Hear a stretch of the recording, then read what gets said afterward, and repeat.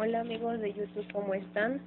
Pues hoy, como saben, voy a, voy a leer una lectura y pues en mi canal pues yo subo diferente contenido, también de lectura y pues hoy voy a leerles el libro del escritor Franz Kafka, la que llama La Metamorfosis y trae otra lectura en este mismo libro que se llama Carta al Padre.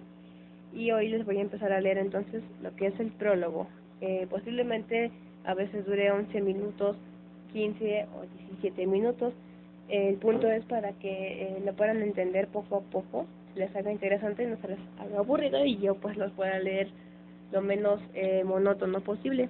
Y bueno, voy a comenzar con el prólogo. Dice: Franz Kafka nació en Praga el 3 de julio de 1883 y murió de tuberculosis en Kierling, cerca de Viena, el 3 de junio de 1924.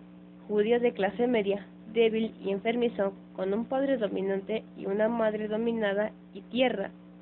Su vida parece haber estado expuesta a una triste desgracia diaria que le fue afectando profundamente como una llovizna lenta e incesante contra su voluntad. Estudió la carrera de leyes, ejerció durante algún tiempo la abogacía y trabajó en algunos cuidadosos estudios sobre asuntos legales relacionados con los seguros de accidentes de trabajo. A pesar de su odio a todo lo que no tiene relación con la literatura, su condición de doctor en leyes y su profesión de abogado determinaron su estilo e incluso el título y la concepción de algunas de sus obras más importantes, como por ejemplo El proceso, famosa Carta al Padre. Es un despiadado discurso jurídico contra su progenitor, en el que la víctima Franz Kafka es también el fiscal que utiliza los testimonios del testigo Franz Kafka para probar la culpabilidad del archicriminal Hermann Kafka.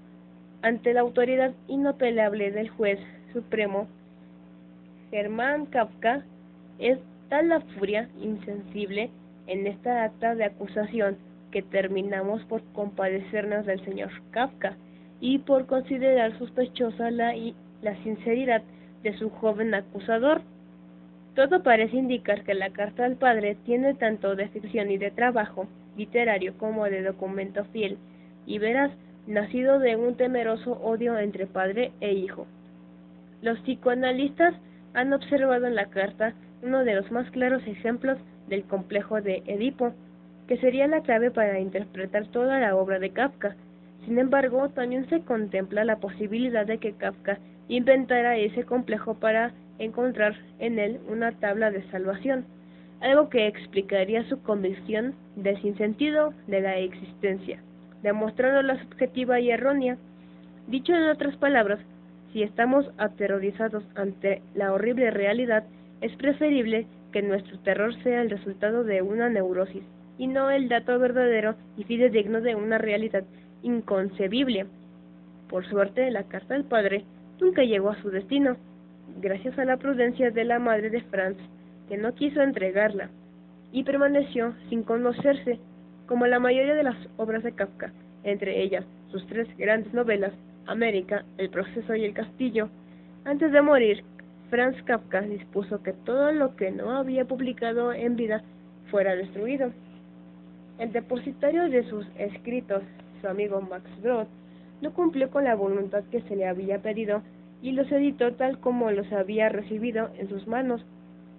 La Metamorfosis es la novela más conocida de Kafka y tal vez la más perfecta. Esta doble situación privilegiada se debe en primer lugar a que su extensión es la adecuada para el desarrollo de su argumento. No es tan corta como varios de sus cuentos que se limitan a plantear el esquema de una situación atroz, absurda o paradójica, ni es tan extensa como sus grandes novelas que, con la excepción de El castillo, son demasiado prolijas en la acumulación y reiteración de hechos aisladamente sin importancia y solo terribles en su conjunto. En su afán de expresar el espanto de la vida cotidiana o de la muerte a diario, el novelista se demora en mencionar las cosas triviales e insignificantes de todos los días, cuya carcoma socava la existencia como el de la tisis socava los pulmones. Es éticamente honesto, pero estéticamente peligroso, querer manifestar el tedio de la vida mediante una lectura aburrida sobre el tedio de la vida. Esto no sucede con la metamorfosis, que se apodera del lector y no lo suelta hasta la última frase, como si Kafka tratara de dejarlo vacío y hacerlo reflexionar comparándose con su insecto protagónico. El ámbito narrativo de Kafka es monotemático, pues los distintos argumentos de sus novelas y cuentos no son más que variaciones, más o menos amplias y más o menos complejas, sobre un mismo tema. La vida mortal como condena de la persona a causa de una culpa impersonal. Es probable que solo un judío haya podido vivir tan intensamente este problema. Como un nuevo Job, Kafka se hace tácitamente algunas preguntas que son antecedentes del existencialismo literario. ¿Por qué nacer para morir? ¿Por qué el ser consiste en un dejar de ser? ¿Por qué en la existencia del existir está en su negación la nada? ¿Por qué el dolor sin consuelo, el laberinto sin salida, la soledad irremediable, la frustración que nunca acaba? Job, en el colmo de la desdicha injustificada, maldice su día. Kafka no necesita maldecirlo porque piensa que todos los días del hombre están malditos. Escrita en noviembre de 1912 y publicada en noviembre de 1915, La Metamorfosis es la obra principal de Kafka, quien empezó a escribir por 1902 y terminó de hacerlo unos meses antes de su muerte. La primera frase de la novela se ha hecho célebre no por su belleza poética ni por la profundidad de su pensamiento, sino por la frialdad objetiva y su forma, la fabulación horrenda de su escueta información. Una mañana después de un sueño intranquilo, Gregorio Samsa se despertó convertido en un monstruoso insecto. Lo mismo podría haber dicho.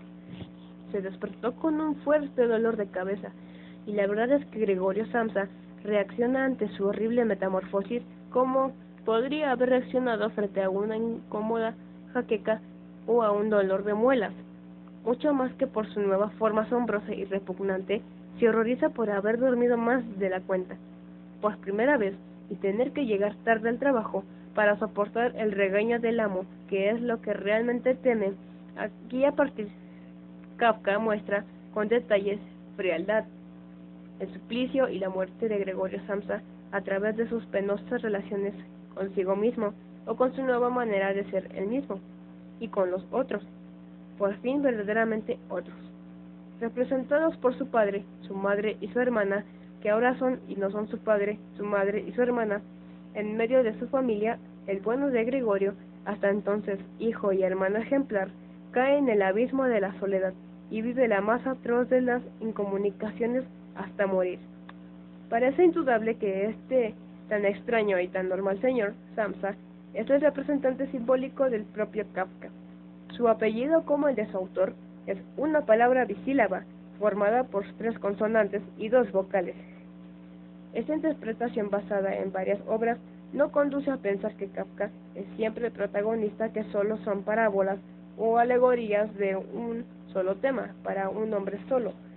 Tan propenso es Kafka que el lenguaje alegórico, sobre todo el de tradición bíblica, que muchos detalles aparentemente vulgares o a veces simplemente brutales de sus obras adquieren vistos como símbolos una enorme significación. Uno de los pasajes más crueles de la Metamorfosis es aquel en que el padre, en el colmo de su furor, arroja manzanas contra su hijo repulsivo, hasta que una de ellas se clava en la carne del pobre monstruo indefenso. Todo parece indicar que esa manzana simboliza el pecado original, la caída del hombre en el reino de la muerte, por haber probado la fruta del árbol de la ciencia, como la conciencia incurable de la culpa, convertida freudianamente en subconsciente fisiológico. La manzana se pudriría en la espalda de Gregorio Samsa para fundirse con su cuerpo. Y bueno, hasta aquí termina el prólogo, y nada más les leo otras obras de Kafka que él hizo y terminó: El libro de América, Lo empezó en 1911, terminada en 1913. La condena fue en 1912. El proceso fue publicado en 1914, terminada en 1915. Un médico rural y otros cuentos, 1916, terminada en 1919. La Gran Muralla China, publicada en 1917. Carta al Padre, 1919. Un artista del hombre y otros cuentos, 1921 a 1924. Y por último El Castillo, 1922. Ojalá pues les haya gustado esta lectura y pues en otra ocasión pues les leeré pues otro fragmento de lo que ya viene empezando la metamorfosis. Gracias.